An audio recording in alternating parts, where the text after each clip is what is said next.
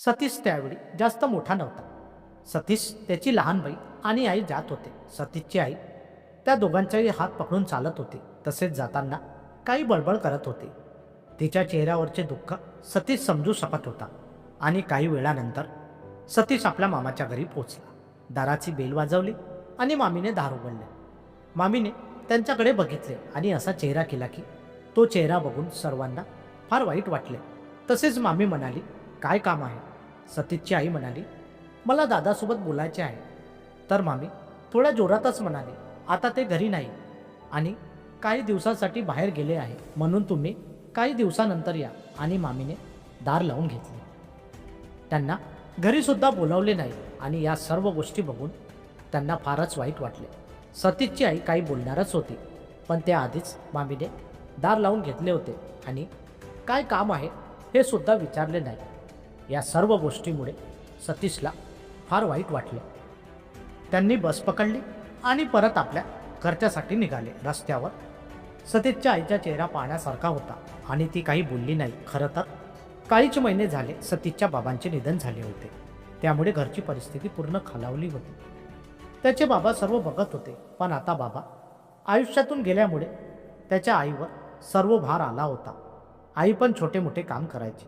घरची परिस्थिती आधीच वाईट होती, पण आता बाबा निघून गेल्यामुळे आईला अनेक विचार येत होते.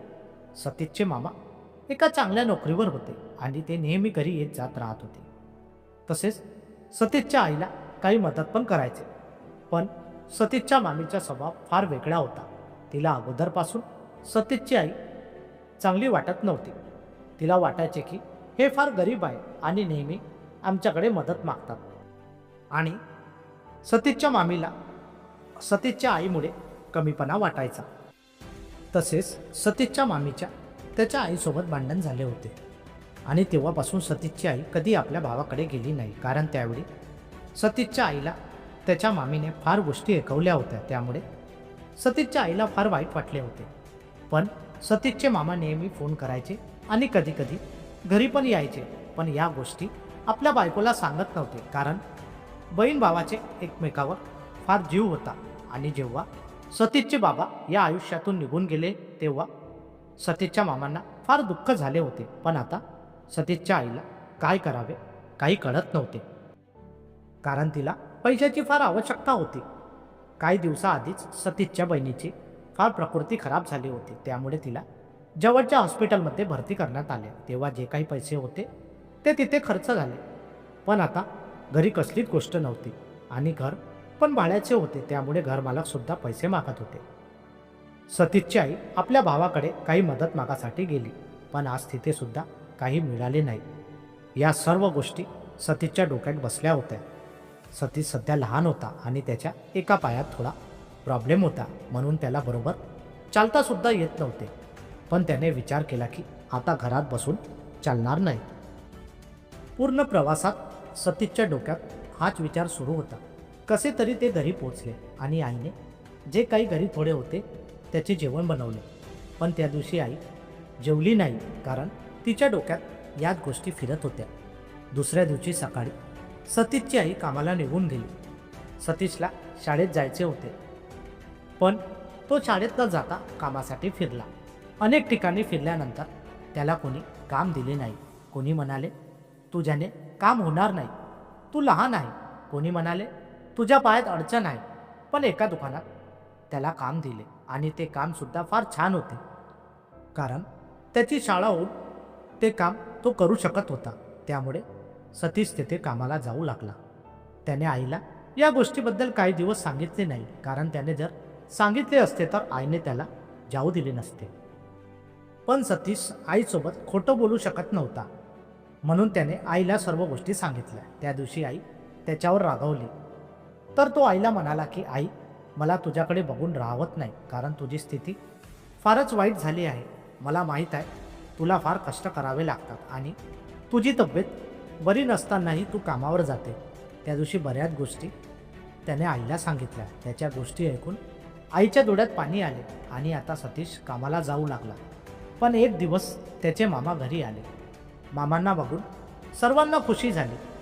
सतीशची आई म्हणाली, त्या दिवशीबद्दल तू मामांना काही सांगू नको, कारण उगाच आपल्यामुळे त्यांच्या घरी भांडण होईल. पण सतीशच्या लहान बहिणीने सर्व गोष्टी मामांना सांगितल्या आणि त्या गोष्टी ऐकून मामांना धक्का बसला.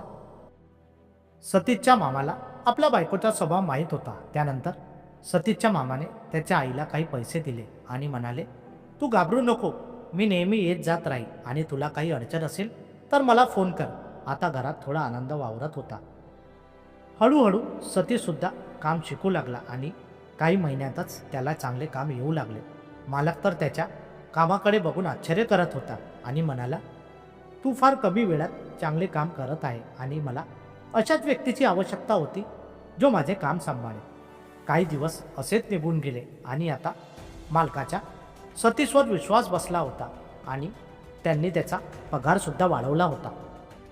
त्यामुळे आता घरची परिस्थितीसुद्धा चांगली होऊ लागली. काही वर्ष असेच निघून गेले, पण आता सतीश फार चांगले काम शिकला होता. त्यामुळे त्याने स्वतःचा व्यवसाय करायचा विचार केला आणि एक छोटेसे दुकान सुरू केले. त्याच्या आईने पण जास्त कामे होत नसल्यामुळे तिला घरीच राहण्यासाठी सांगितले आणि बहिणीचे शिक्षणसुद्धा करू लागला. काही दिवस जाऊ लागले आणि घरची परिस्थिती फार चांगली होऊ लागली. तसेच आता त्याचा व्यवसायसुद्धा चांगला सुरू होता. त्यामुळे आई आणि लहान बहीण फार आनंदात दिसत होते. कधी आई आणि बहिणीला बाहेर जेवण करायला घेऊन गेल्यानंतर त्यांच्या चेहऱ्यावरचा आनंद पाहण्यासारखा राहत होता.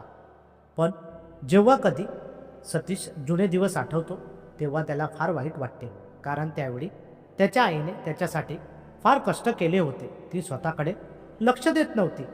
तिची तब्येत खराब असूनसुद्धा रोज कामाला जायची. आईचे कष्ट बघून त्याला फार वाईट वाटायचे. पण सतीशला समजले की परिस्थिती माणसाला खूप काही शिकवते. मित्रांनो, कथेला लाईक आणि चॅनलला सबस्क्राईब करायला विसरू नका. धन्यवाद.